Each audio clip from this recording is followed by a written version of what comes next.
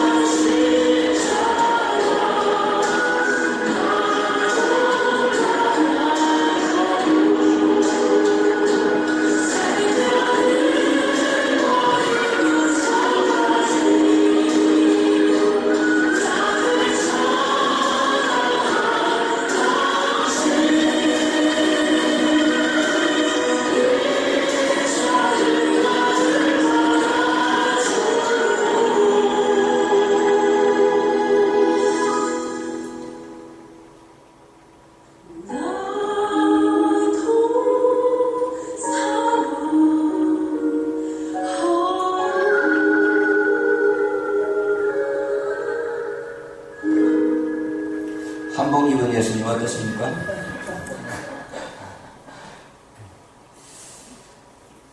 저도 옛날에는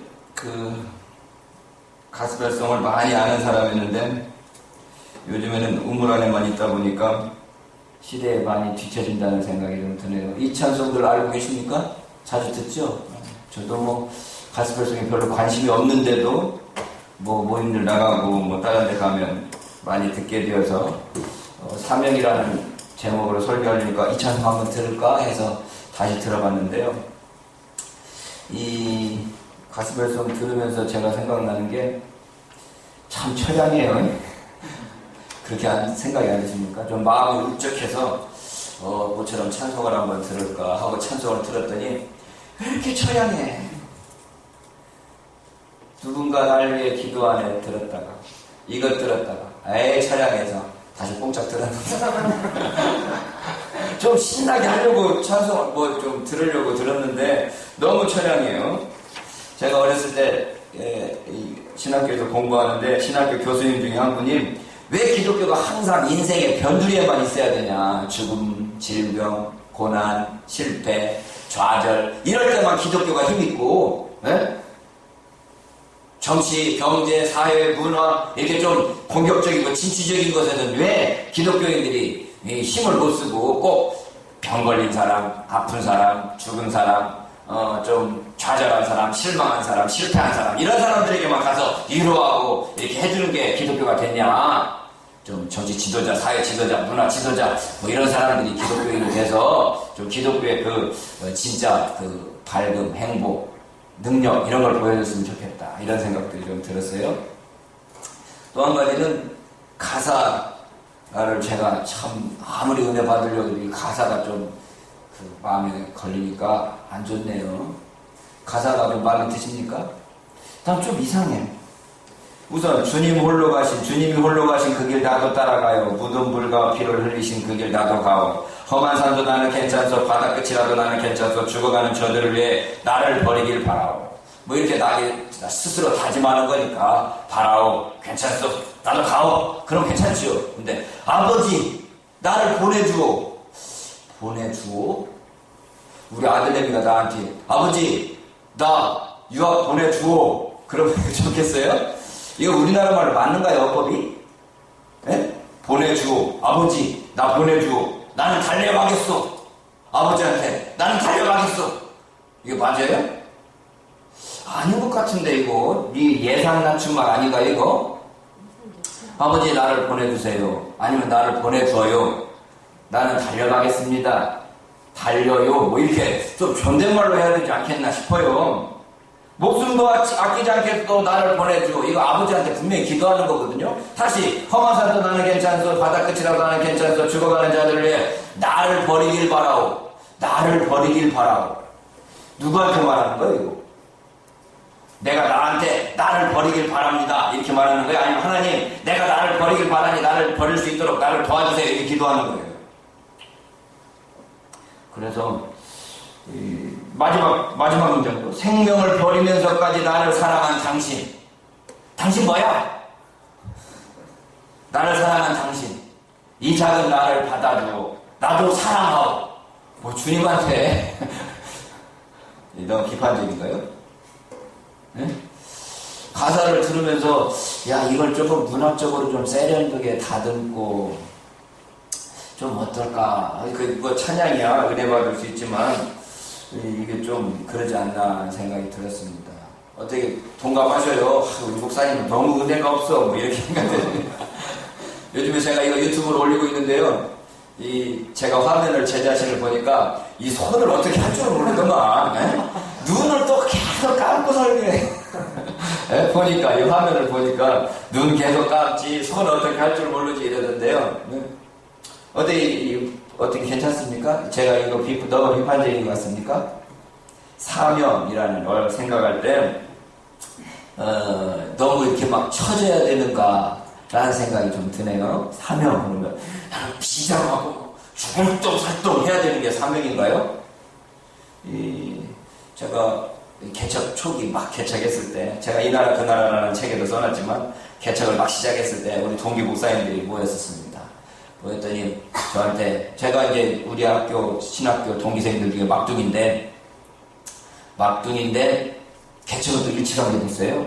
그때 목사님 중에 한 분이 저한테 와서 홍 목사 개척하기 힘들지. 그래서 뭐 힘들어요. 그냥 재미로 하는 거죠. 그랬어요. 그랬더니 이 양반이 막 정색을 하면서 어떻게 목회를 재미로 하냐고. 그래서 제가 다시 물어봤어요. 그 목사님 뭘로 해야 되는데요, 목회를? 대답해 보겠어요? 사명으로 해야죠. 네, 그래서 싸우기 싫어서 더 이상 말 안 했는데요. 사명으로 막 비전하고 힘을 막 주고 죽을 똥 살 똥 해야 되는 게 사명이라고 생각하는데, 하나님께서 우리에게 사명을 주실 때는 재능도 주시지만, 할 수 있는 능력도 주시지만 재미도 주십니다. 하나님께서 우리를 사명을 주실 때는 재미있어요. 나는 설교 준비하는 게 재밌고 설교하는 게 재밌어요. 뭐 들어주는 사람이 별로 없어서 가끔가다 여기 앉아서 할 때 내가 조금 힙해져서 나 유튜브로 하면서부터 내가 힘을 내가 지금 하고 있습니다. 이걸 세계적으로 퍼지는 유튜브거든요. 지금 1편 올렸더니 4명밖에 안 봤어요. 내가 한 3번 봤을 거고 봤을 텐데 세계적으로 퍼지는 유튜브가 돼서 나 그냥 재밌게 설교 좀 해요. 이거 그냥 재밌습니다. 여러분 듣는 거 재밌는지 없는지 모르겠지만 우리 집사람이 듣고 오더니 지난주에 너무 딱딱해. 이제 좀 교인들이 좋은 것 같아. 우리 교수님 중에 한 분이 이걸 보여줬더니 완전히 강의하시는구만요. 뭐 강의라고 생각하고 저 강의 준비하면서 강의 준비하려고 그러는데요. 재밌어야 됩니다. 네? 우리가 사명을 딱 받으면 이 사명이 재밌어야 돼. 나 하기 싫은데 억지로 해. 이거 사명 아닙니다. 다시 기도해야 돼. 근데 이게 재밌다. 이거 사명이에요. 이거 해봤자 별로 소득이 없는데 이건 사명이 아니에요. 돈 때문에 돈의 종이 되는 거지. 진짜 사명은 재밌습니다. 굶어 죽어도 재밌어. 네? 나 그 유행가 가수들 보면 요즘 가수들은 가수답지가 않아요. 노래도 내가 별로 마음에 안 들지만 옛날 가수들은 돈 때문에 가수한 거 아니거든요. 그냥 좋아서 한 거야. 현철인지 송대관인지 누군지 모르겠는데 아무튼 이 기타 들고 집사람하고 애기는 굶어가지고 밥 먹을 게 없는데도 기타 들고 가서 노래 불렀다는 거 아닙니까? 네? 노래 부르는 게 좋으니까. 이게 사명입니다. 좋으니까 하는 거. 근데 요즘에 사회가 자본주의 사회가 되다 보니까 사명도 돈과 관련됐어. 돈을 많이 벌면 사명이고 돈을 적게 벌면 그런 일 하지 마 이런단 말이에요. 의사가 돼도 내가 정말 병들고 아픈 사람들을 고쳐서 그들을 생명을 구하겠다 라는 마음으로 의사 되는 게 아니라 의사 돼. 왜? 돈 많이 버니까. 내가 변호사가 되고 법관이 되는 건 사회 정의를 바로 세우고 사회를 바르게 만들겠다 라고 하는 그런 사명감으로 하는 게 아니라 돈 많이 버니까. 돈의 종이 돼버렸어요. 예수 믿는 사람들도 이런 짜많은 교회는 오기 싫어요. 별로 알아주는 게 없거든. 내가 큰 교회 다닙니다. 큰 교회 가서 사실 대접받지도 못해. 내가 보면 큰 교회 다니는 사람들 보면 목사님한테 얼마나 대접받느냐. 대접받지도 못해. 마이크도 참 개척교회 소리 팍팍 내네. 대접받지도 못해. 큰 교회 간다고. 근데도 막 큰 교회 간다고. 내가 그래도 이런 교회 이런 교회 다니는 사람인데 막 이런데요. 우리 교회 한번 나왔던 장로님 계시잖아요. 조 장로님이 기독교 서점을 하시는데 기독교 서점에 와가지고 물건 사면서도 내가 이 동네에 무슨 교회 다니는데 그 교회 다니는 거 어쩌라고. 그래 큰 교회 다닌다 이거지. 큰 교회 다니는 게 뭔 자랑이야. 그 교회 다니는 걸 그냥 목에다 힘을 주더라는 거예요. 교회 다니는 것도 믿음으로 사명을 가지고 정말 하나님 앞에 기쁜 마음으로 다니는 게 아니라 누구한테 날 보여주려고. 그게 나한테 얼마나 유익한가, 얼마나 나에게 이익이 있는가, 이걸 따져 사다 보니까 사명으로 대접받지 못하게 되어버렸습니다만은 진짜 하나님께 사명을 받은 건 재미가 있습니다. 자기 가는 일에 재미를 발견한 사람이면 그걸 자기의 사명으로 말해야 돼요. 재능, 능력은 저는 두 번째라고 생각해요. 재미있게 하다 보면요 능력이 생겨요. 능력이 생겨요. 음악하는 사람들 보면 저 기타만 좀 배우려고 해도 여기 아프니까 한두 달 하다가 포기해버리고 색소폰 한번 여기서 부르잖아요. 부르다가 힘들으니까 또 쳐봐봐. 붓글씨 좀 쓰다가 에이 못해. 근데 그걸 재밌는 사람은 밤이고 낮이고 계속 하는 거예요. 막 계속해. 그러다 보면 능력이 생기는 거죠. 피아노 치는 사람들 보세요. 피아노 치는 사람들 날마다 제 외사촌 동생들이 피아노 전공하는 분들이 많은데, 보면, 날마다 피아노 하고 있어. 날마다. 야, 너는 날마다 그렇게 피아노 하니? 이러면 손가락이 굳어요. 이러면서 계속 손가락, 이거 하고 있는 거예요. 난 한 번만 띵동해도 그냥 하기 싫어 죽겠네. 재미. 그래서 우리가 정말 이 자녀들 직업 선택해주고 뭐 하는 것도 재미를 발견하도록 해야 돼. 재미. 네가 그거 재밌냐? 재밌으면 하고, 힘들고 재미없으면 하지 마. 이렇게 돼야 되는 거죠. 막 우리 아빠 엄마의 욕심 때문에, 내 욕심 때문에 이거 해야 저래. 우리 아들내미 제가 로스쿨 보내놓고 고민이 많았어. 이거 내가 내 욕심껏 지금 보내놨는데 애가 힘들어하길래, 야, 힘들면 그냥 음악으로 먹고 살아라. 뭐 음악 그것도 제법 돈 들었는데. 그랬더니 이 녀석 하는 거야. 아니 이거 나름 재밌어. 힘들긴 한데 나름 재밌대. 아, 재밌으면 됐다. 재밌어 하면 됐다. 다행이다라는 생각이 들어요. 그러니까 재미있는, 내가 정말 하면서도 이걸 정말 재미로 알고 내 사명으로 알고 할 수 있는 것, 이걸 해야 된다라고 하는 거죠. 예언자들을 제가 공부하면서 오늘 예언자들이 어떤 사명을 가지고 있는가, 하나님으로부터 사명을 보낼 때 어떤 사명들을 가지고 있는가를 생각해 보려고 합니다. 첫 번째 예언자의 사명은 개혁가들이었습니다. 개혁자들. 혁명하고 개혁은 좀 틀린 것 같아요. 혁명은 힘으로 뒤집어 엎어버린다면, 개혁은 단계들을 밟아나가는 것 같아요. 그러니까 참 이 개혁이 혁명보다 훨씬 어렵다라는 말 하죠. 혁명은 성공하기 어렵지만 개혁은 어떻게 보면 시도하기도 어려운 것 같아요. 개혁해나가는. 근데 이 사람들이 전혀 새로운 어떤 걸로 개혁하는 게 아니라, 새로운 메시지를 통해서 개혁한 게 아니라, 과거 이스라엘의 가르침 속에 이미 내포되어 있는 것, 뭐죠? 율법 속에 내포되어 있던 것들을 새롭게 깨닫게 함으로써 예언자들은 백성들이 죄에서부터 돌이켜서 율법의 가르침으로 돌아서기를 원했던 겁니다. 그래서 제사장들은 율법을 항목별로 차근차근 단계별로 가르쳤다면, 예언자들은 율법의 관점에서 개혁을 요구하면서 그 포인트들을 짚어서 사회에 적용하고 그것들을 실행할 것을 요구했던 것을 볼 수 있습니다. 그러니까 예언자들은 첫 번째 개혁가들이었다. 그래서 이 개혁은 우선 사회적인 개혁을 외쳤습니다. 사회적인 불의와 불공정에 대해서 그 시정을 외쳤던 것입니다. 아모스에서 이렇게 말합니다. 아모스 4장 1절에 보면, 사마리아 산에 거하는 바산 암소들아, 이 말을 들으라. 너희는 가난한 자를 학대하며 궁핍한 자를 압제하며 가장에게 이르기를 술을 가져다가 우리로 마시게 하라 하는도다. 아모스가 외쳤던 내용이 무엇입니까? 가난한 자를 학대하는 것, 궁핍한 자를 압제하는 것, 가장에게 이르기를 술을 가져다가 우리를 마시게 하라고 하는 것, 이런 것들에 대해서 지적하면서 회개하라고, 고치라고 외쳤던 것입니다. 여러분, 구약성경 전체를 통하여서 가장 강조되는 게 뭔가 하면, 가난한 자들을 학대하지 말고 궁핍한 자 압제하지 말라라는 겁니다. 율법에 보면 이러한 정신이 충만하죠. 돈을 빌려주기 위해서 저당을 잡는데 상대방이 그것 없으면 오늘 저녁에 있을 수 없는, 예를 들면 겉옷을 갖다가 저당을 잡혔다. 그러면 밤이 됐을 때 그 겉옷을 다시 주라고 그래요. 돈 안 받았더라도 그 겉옷을 다시 주라는 거야. 왜? 그 사람, 가난한 사람은 밤에 덮고 잘 것이 없어서 그 겉옷을 덮고 잘 텐데, 그 겉옷을 내가 저당으로 잡히면 그 사람 잘 때 얼마나 힘들겠냐. 저녁이 되면 그 겉옷을 다시 돌려줘라. 이게 율법의 정신입니다. 그러니까 우리 기독교인들이 세상을 살아가면서 율법이 가지고 있는 그 정신을 어떻게 세상에다가 적용시킬 것인가에 대한 고민을 해야 돼요. 그래서 가난한 자들, 궁핍한 자들, 그들을 위해서 어떻게 할 것인가에 대한 고민을 해야 되는 거죠. 작년에 히트쳤던 게 복지 무상급식에 대해서 말이 많을 때 기독교인들이 막 난리치면서 반대할 때 내가 참 한심했어요. 네. 모든 사람 다 같이 밥을 먹이자 했더니 이건희 아들까지 밥 먹여야 돼? 이러더라고. 그러면 이건희를 따로 놔두고 우리들만 먹으면 우리는 뭐 이건희하고 다른 사람이야? 이건희 아들하고 다른 사람이야? 부자들도 먹여야 된다.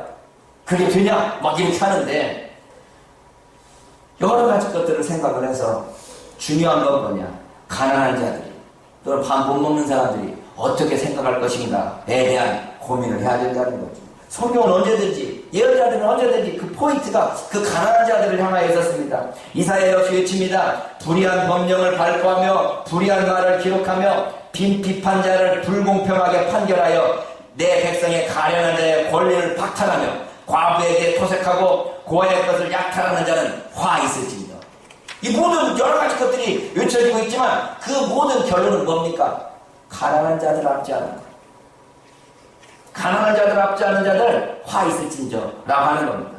사회적으로 가난한 자들을 학대하고 압제하는 불의하고 불공정한 당시의 사회 지도층에 대해서 그 시정과 개혁을 외치고 있는 것입니다. 세상에 우리 주님께서 하신 말씀이 가난한 자들이 없을 때는 없을 것이다. 우리 주님도 그렇게 말씀하시죠. 가난한 자들은 너희와 항상 있을 것이지만 가난한 자들은 항상 있을 거예요.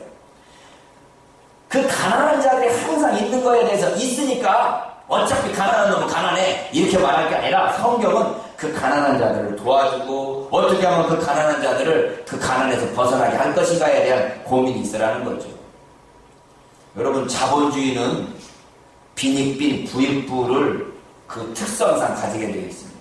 특성상 자본주의. 그래서 부자는 돈 벌기가 눈덩이 굴러듯이 돈이 벌어져요. 네? 가난한 사람은 가난하기 때문에 돈 벌기가 더 힘들어. 그러다 보니까 정책이 돈 잘 버는 사람들을 위해서 정책을 만들기가 쉬운데 가난한 자들이 피해되지 않는 방법들을 만들어 가야 됩니다. 이게 어떻게 보면 이미 망해버린 공산주의나 사회주의 방식이 되기가 쉬운 거죠. 부자 것들을 덜어서 가난한 자들에게 나눠주게 하는 것, 이게 사실은 교회에서 고민해야 될 문제입니다.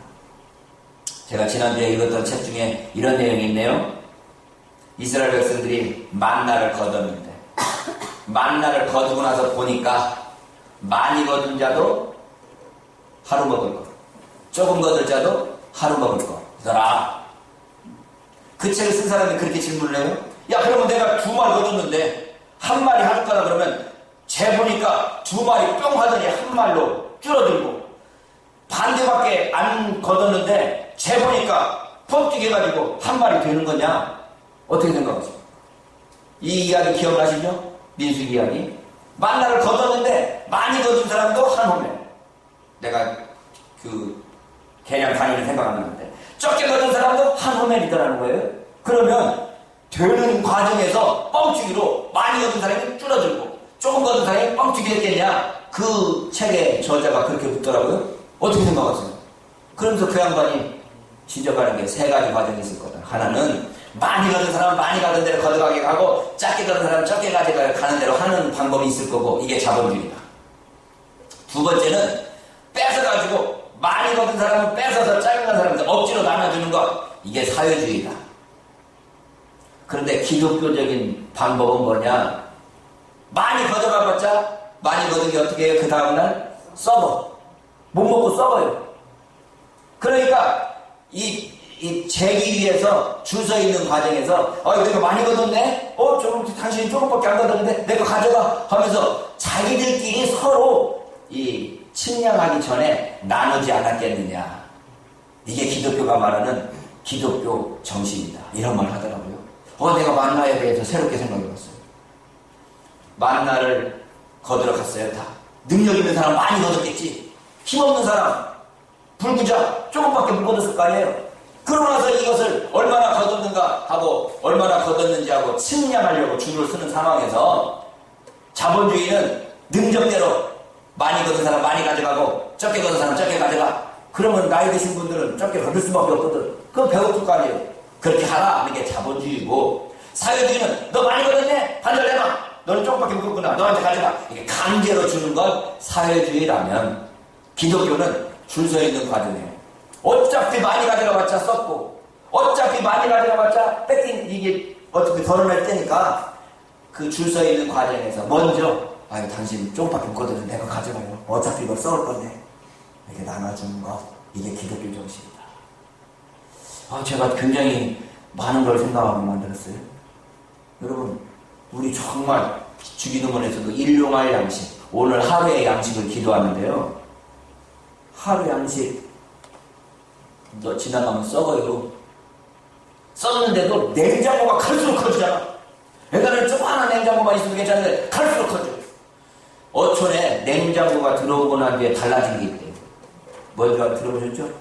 어촌에 냉장고에 딱 들어오니까 그 다음부터 나눠 먹는 게 없어졌어. 옛날에는 냉장고가 있기 전에는 고기를 잡았는데 이거 빨리 안 먹으면 썩으니까 빨리 이웃 사람들한테 나눠줘서 같이 먹읍시다 했는데 냉장고가 들어오니까 냉장고에 넣어놓고 썩더라도 냉장고에다 집어넣는 거예요. 이게 자본주의입니다. 우리 욕심이 저부터가 안 먹어도 갖고 오고 싶어. 안 먹어도 싸먹고 싶어. 그런데 진짜 우리가 이게 어차피 썩는 거다라는 걸 알면 일용할 양식, 오늘 나에게 주신 한 끼니의 양식으로 감사할 수 있는 그런 마음을 가지면, 그런 마음 자세로 살면 좀 사회가 좀 더 밝아지지 않을까라는 생각이 듭니다. 제가 자주 했던 이야기지만 우리 어렸을 때는요, 아이스 깨끼 하나 갖고 나 한번 빨고 너 한번 빨아도 행복했어. 예? 얼마나 나 한번 빨아먹고 너 한번 빨아먹고 그러지 않았어요? 우리 애들 어렸을 때 다 그런 경험 있지 않나요? 나 한번 빨아먹고 너 한번 빨아먹고. 요즘에 다른 사람 내 빨아먹고 다른 사람 빨아먹으라고 이러고 그냐고 난리 칠 텐데 우리는 그거 빨아먹으면서도 좋았어. 그냥 아이스 깨끼 빨아먹으면서. 요즘에는 다 하나씩 가지고 있는데 상대방이 내 것보다 더 커. 그죠? 이 욕심 때문에 화가 나는 거야. 저 새끼는 2개 갖고 있는데 나는 하나밖에 없나. 사회가 다 그렇게 바뀌어졌을 때 예언자는 율법의 정신을 다시 한번 생각하면서 우리 마음 자세를 어떻게 할 것인가를 외치면서 어떤 자세를 살아야 될 것인가를 고민하게 된다라고 하는 겁니다.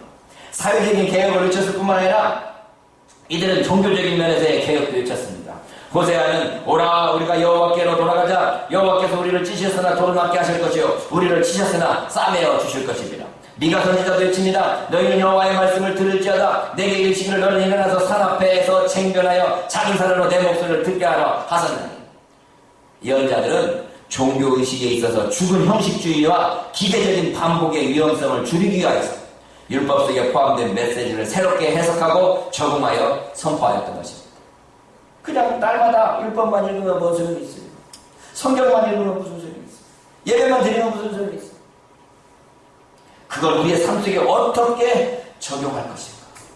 그거 적용을 하는 삶이 어떤 삶인가? 예언자들이 지적하고 또 꼬집어서 그걸 개혁하도록 외쳤던 게 예언자의 사명이었습니다. 그렇게 개혁을 하기 위해서 필요한 게 뭔가 하면 판단하는 거였어요. 판단.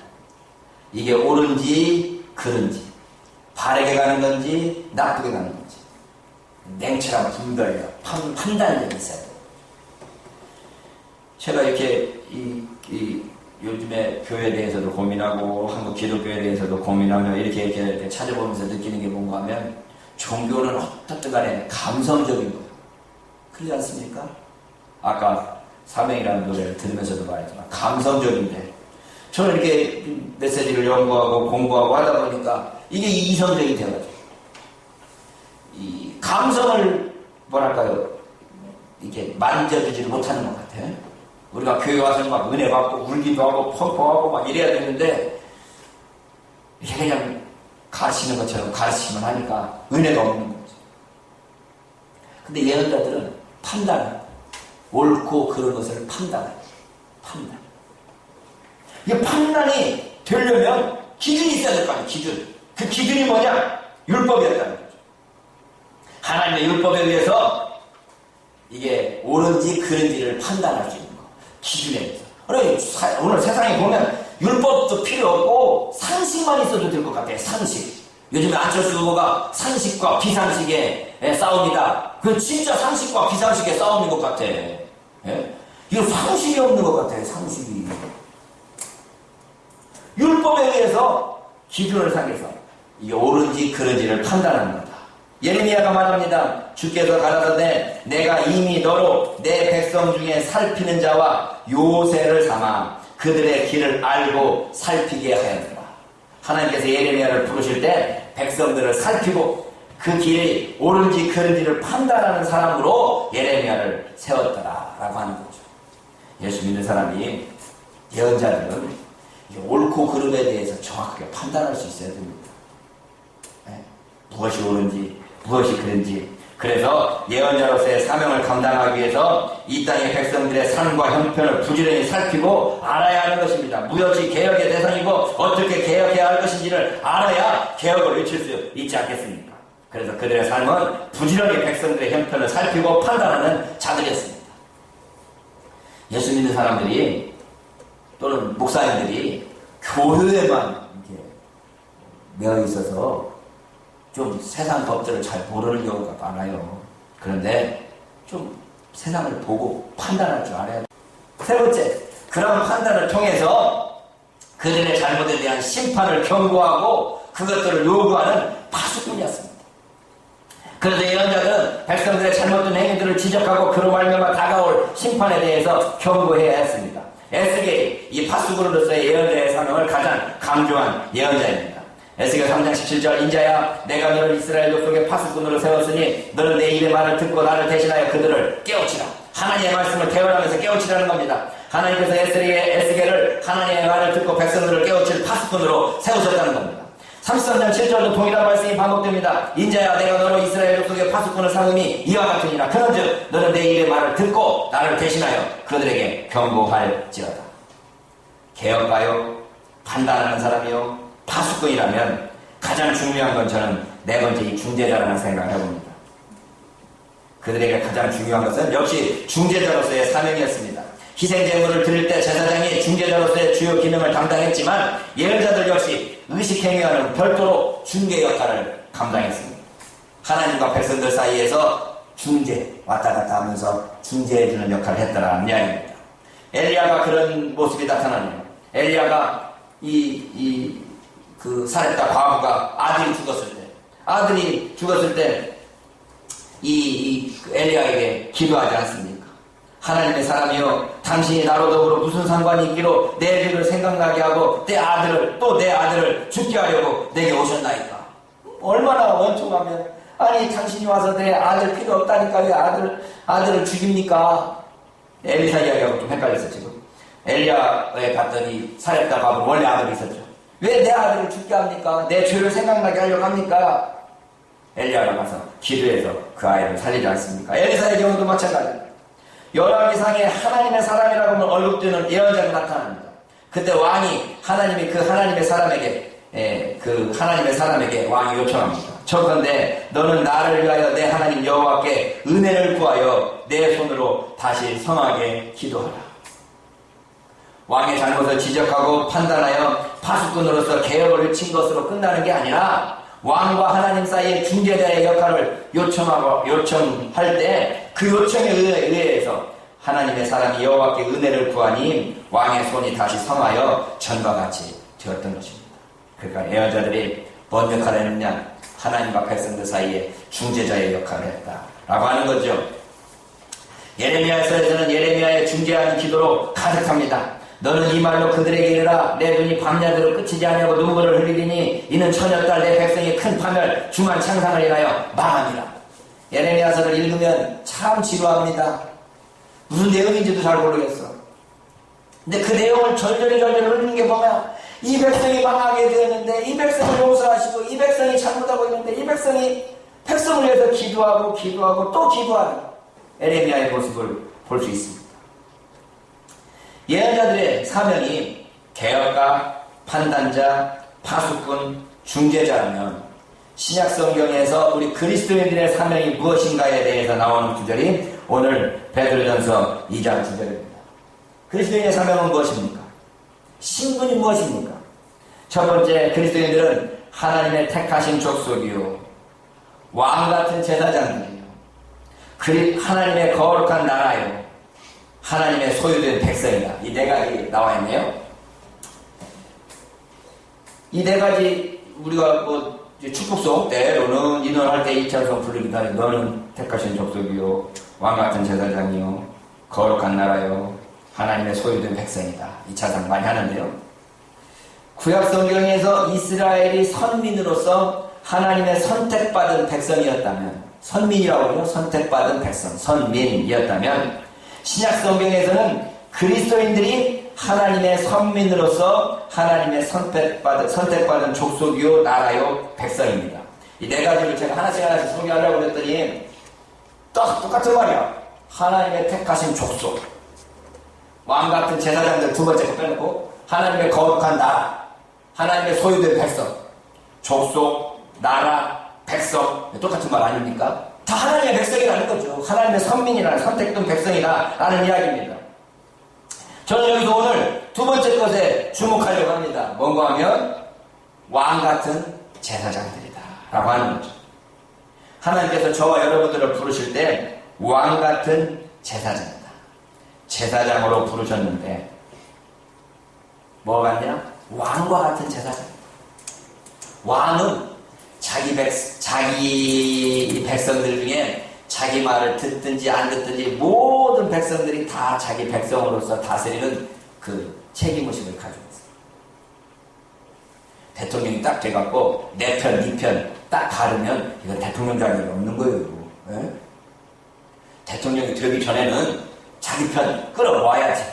그러죠? 그래야 자기가 대통령 될 거 아니에요. 그러나 대통령이 딱 됐을 때는 나를 안 찍어준 나의 상대방도 내 백성이다, 내가 다스리고 내가 돌봐줘야 될 사람이라는 의식을 가져야 되는 거예요. 이게 왕이에요.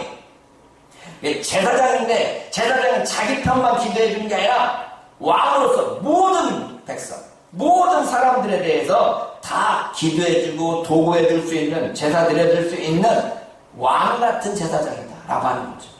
우리 그리스도인들의 사명이, 그리스도인들의 친분이 뭐냐? 한마디로 말하면 왕 같은 제사장입니다. 천연왕국설에 대해서 이야기할 때 이 구절에 대해서 저는 자주 이야기합니다. 요한계시록 20장에 천연왕국에 대한 이야기가 나와서 천연왕국에 대해서 우리가 이해를 많이 해서 천연왕국이 장차 올 나라로 이해를 하는데, 그래서 전천년설, 후천년설, 부천년설 세 가지가 있는데요. 우리는 무천년설을 믿습니다. 천년이 없다라는 말이 아니고 천년이 상징적인 의미다.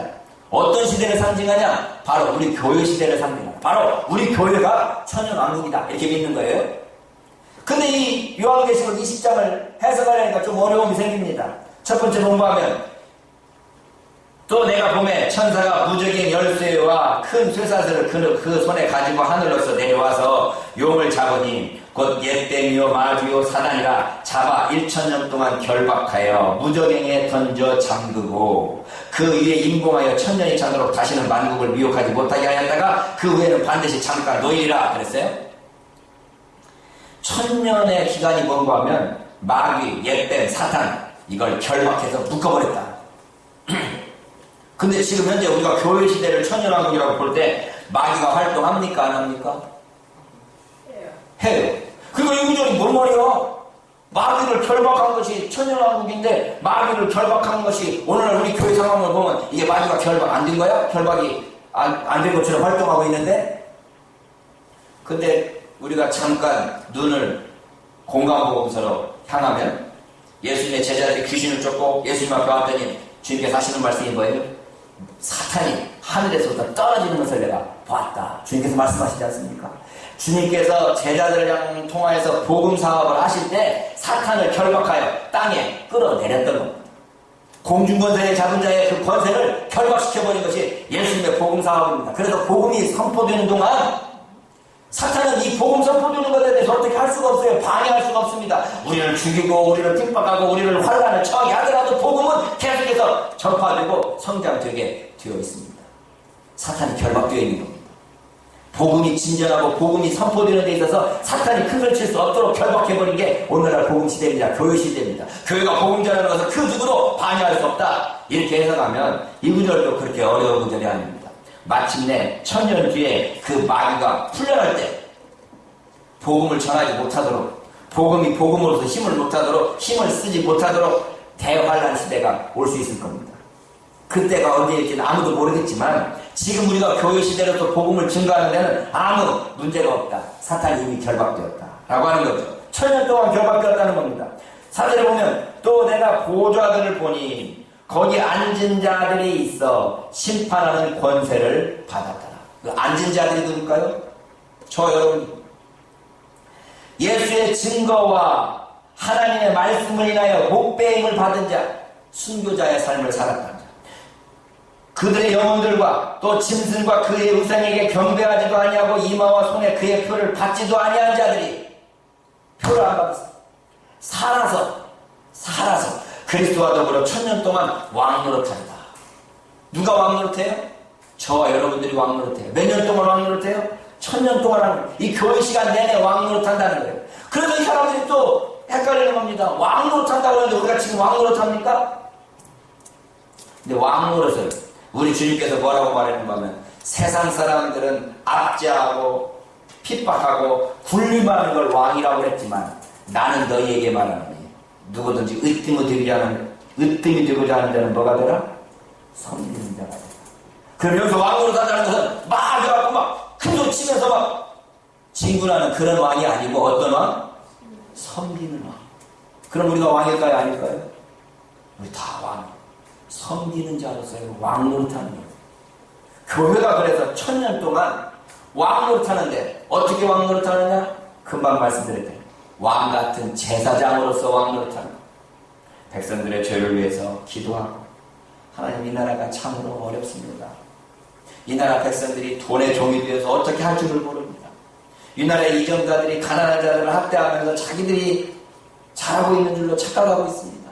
그들의 죄를 내 죄인 줄 알고 하나님께 기도하고 간구하면서 그들을 위해서 회개하고 통회하고 자복하는 역할을 하는 제사장으로서 왕처럼 살아가는 것, 이게 1000년 왕국 동안 교회가 맡은 사명이요 왕노릇하는 모습이라는 겁니다. 그래서 5절 6절 보면 그 나머지 죽은 자들은 그 1000년이 차기까지 살지 못하더라. 예수 믿지 않는 자들은 살아있어도 죽은 자들. 에베소서 2장 1절 죄와 허물로 죽었던 너희를 그리스도께서 살리신지라. 예수 믿기 전에는 다 죽은 자들이에요. 죄와 허물로 죽어버려가지고 1000년 동안 살아나지는 못한 첫째 부활이라. 거기서 살아나는 사람, 예수를 믿음으로 말미암아 복음을 들음으로 말미암아 살아나는 사람이 첫째 부활에 참여하는 자들인 겁니다. 우리의 중생하고 거듭남, 다시 태어난 것, 예수 믿는 것, 이것이 첫째 부활이라는 겁니다. 이 첫째 부활에 참여하는 자들이 복이 있고 거룩하다. 천년왕국의 이 모습을 보면 우리가 하나님의 왕같은 제사장으로서 무슨 일을 해야 될 것인가를 생각해 볼 수 있습니다. 그래서 둘째 사망이 그들을 다스리는 권세가 없고 첫째 사망은 모든 사람이 다 죽습니다. 둘째 사망은 지옥 가는 것을 말해요. 지옥 가는 것이 그들을 다스리는 권세가 없고 그들이 하나님과 그리스도의 제사장이 되어, 아까 왕노릇한다고 그러더니 제사장이 되어 1000년 동안 그리스도와 더불어 왕노릇하리라. 뭘로서 왕노릇해요? 제사장으로서 왕노릇하는 게 그리스도인들의 사명입니다. 예언자들에 대해서 우리가 생각해보면서 그리스도인들의 사명이 뭔가를 생각해보고 있습니다. 예언자들이 개혁가요, 판단하는 사람이요, 파수꾼이요, 중재자였던 것처럼 오늘날 저와 여러분들이 다 개혁가요, 판단하는 사람이요, 파수꾼이요, 중재자가 되어야 되지만 한마디로 요약하는 게 뭐냐? 왕같은 제사장. 왕같은 제사장. 하나님께서 우리를 왕같은 제사장으로 삼으신 목적이 뭐냐? 베드로전서 2장 9절 마지막 절에 이렇게 되어 있네요. 같이 한번 읽어봅시다. 시작. 너희를 어두운 데서 불러내어 그의 기이한 빛에 들어가게 하신 자의 아름다운 덕을 선전하게 하려 하십니다. 왜 불렀어요? 저와 여러분은? 선전하게 하려고. 뭘 선전해? 하나님의 그 아름다운 덕을 선전하게 하려고. 여러분, 아름다운 덕이라는 게 뭡니까? 하나님의 그 사랑, 하나님의 그 자비로우시고 인자로우시고 그 사랑을 널리 선전하게 하려고 우리를 부르셨다라고 하는 겁니다. 오늘날 교회가 교회로서의 사명을 잃어버린 모습들을 자주 봅니다. 교회가 뭐 하는 곳인지를 잊어버렸어요. 한마디로 말하면 왕같은 제사장의 역할을 하는 곳이 교회입니다. 더 쉽게 말하면 섬기는 것이 교회의 사명입니다. 어떤 모습으로 섬길까? 우리가 이 세상을 어떻게 섬길까? 사람들마다 다 자기의 사명에 따라서 섬깁니다. 어떤 사람은 기업을 하고 비즈니스를 함으로써 이 사회를 섬길 수 있습니다. 어떤 사람은 가르치는 선생으로서 이 사회를 섬길 수 있습니다. 어떤 사람은 정치를 통해서 이 사회를 섬길 수 있습니다. 어떤 사람은 발명을 함으로써 이 사회를 섬길 수 있습니다. 그리스도인들이 그리스도인으로서 왕 같은 제사장으로 하나님을 섬기며 이 세상을 섬기고 하나님의 백성들, 하나님의 사람들을 섬기는 게 우리의 사명입니다. 그가 이 사명을 잃어버렸어요. 왕으로서 군림하려고 합니다. 대접받으려고 합니다. 자기 스스로 비판하는 것에 대해서 용납을 하지 못합니다. 교회가 교회의 모습을 회복하는 거예요. 내가 왕 같은 제사장, 섬기는 자, 하나님의 백성, 하나님의 선민으로서 섬기는 자라는 것을 인식하고 세상을 섬기고 하나님을 섬기고 이웃을 섬기고 내가 가지고 있는 직업을 섬기고 우리 하나님 앞에서 우리의 사명이 무엇인가를 깨닫고 순종함으로 하나님께 칭찬받는 우리 모든 식구들이 될 수 있기를 주님의 이름으로 축원합니다.